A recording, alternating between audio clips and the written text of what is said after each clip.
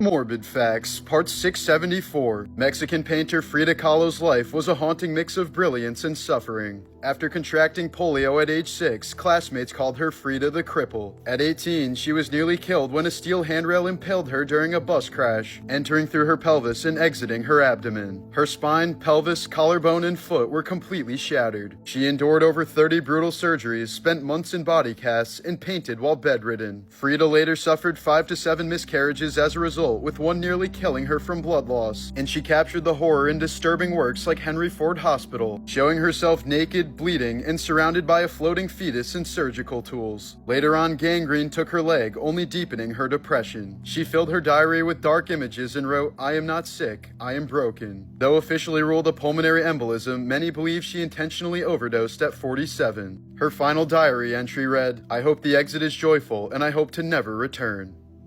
Morbid Facts, Part 510. Ariana Grande reportedly has a longtime stalker named Paige Neiman who tries to impersonate the famous singer. She's been obsessed with Grande since she was 12 years old and has allegedly undergone several plastic surgeries to look like her despite being only 20 years old. When the Titanic sank, the richest passenger on board was business mogul John Jacob Astor IV, who had enough money in his bank account to build 30 Titanics. He ended up giving up his spot in the final lifeboat to instead save the lives of a random woman and her daughter. These were the last photos of Garrett Miller, taken just minutes before a soccer goalpost tipped over and struck him in the head, killing him instantly. In 2013, a family dog named Killian was protecting a baby boy from an abusive babysitter by standing between them and growling at her. This made the boy's parents suspicious of the babysitter, so they hid a recording device under the couch and heard her swearing at the baby while possibly shaking and slapping him. The sitter eventually pleaded guilty to assault and battery of a child and was sentenced to 3 years in prison.